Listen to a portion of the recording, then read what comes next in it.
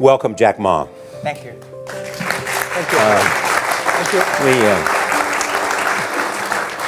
you. We've all become very cognizant of Jack and his story. And when Alibaba went public with the largest IPO in history, we knew a lot more about him. So I want to talk about his personal story. I want to talk about how many times he tried and failed and what kept him going. I want to talk about where he is today and how he got here, and where he is going and how he expects to get there. And if he gets there, what will it all mean for him and for the people that he wants to inspire? So I begin with this question though, Jack. Why are you back at Davos? It's a long break for 7 years. I think my last trip here was year 2008. But I was coming for year 2001 for the Young Global Leader for Tomorrow. And I never heard about the Davos when I came. But when I came, in the Switzerland, so many young people demonstrate. It was such a horrible scene that and I asked them, why did they do it? They say, anti-globalization. And I say, why? Globalization is a great thing. Why people don't like it? And then we come all the way for 2 hours here. There's a machine gun. There's people checking. I say, oh God, is that a forum or is that prison? We're gonna go. Is that? But when I joined the forum at the Young Global Leader, I was thrilled by so many ideas. For the first 3-4 years, I learned what does the globalization mean. What does the corporate citizenship mean? What about social responsibility mean? All these new ideas, and I see so many great leaders talking about leadership, and I benefit a lot. And the year 2008 and 9, when the financial crisis came, I think it's better go back to work, because we can never win the world by talking. So we go back, spend 7 years. Now I come back, I think it's time to do something return. Because I learned so much 12 years ago. So why I should not talking to the young global leader of today, sharing with them how we've gone through.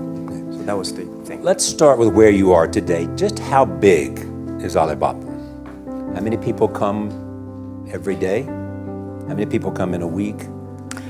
How fast is it growing? Yeah, we have over 100 million buyers visiting our site, shopping our site every day.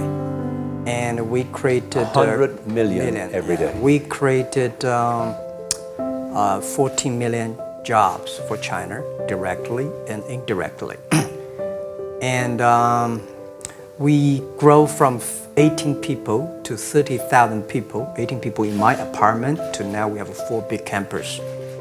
Compared to 15 years ago, we were big, but compared to 15 years later, we're still a baby. How big will you be 15 years from now? I think 15 years ago, I told my team that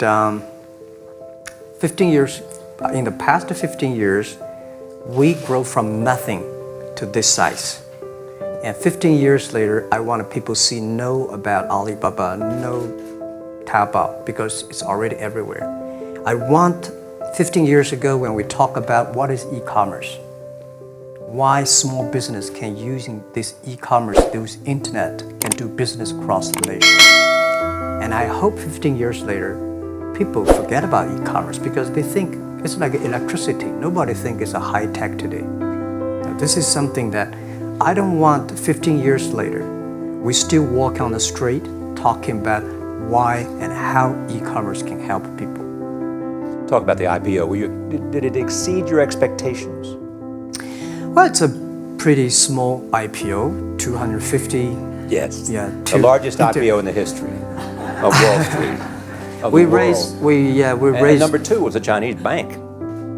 Thank you. I remember year 2001. We went to raise some 5 million, 3 million venture capitalist dollars in the USA, and got rejected. And I say we come back raising a little bit more. But I think, what we think more about is for $25 billion, how we can spend the money efficiently, because this is not the money, this is the trust from the world, the trust from those people. They want you to do better jobs, to help more people. They want to have a good return. So I think gives me more pressure, because when our market cap is bigger than IBM, for a certain day we're bigger than Walmart. We're one of the top 10, 15 largest market cap company in the world. I told my team and myself, is that true? We're not that good.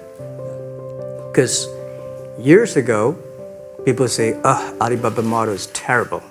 Does not make money, have this and that, all the big bad things, because Amazon is better, eBay is better, Google is better, and there's no such model like Alibaba in the USA. So I told myself and people, we were better than people thought. But today, when we are that big size, I said, no, we are not that good as people thought.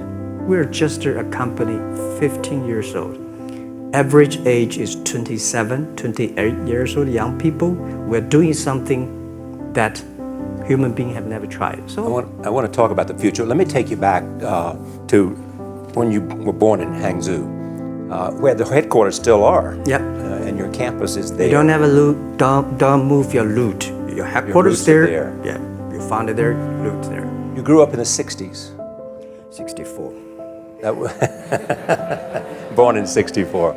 That was the time of the Cultural Revolution. Yeah, it was the end of the Cultural Revolution. It was, my grandfather was a tiny landlord. Was considered, after liberation, was considered to be a bad guy. So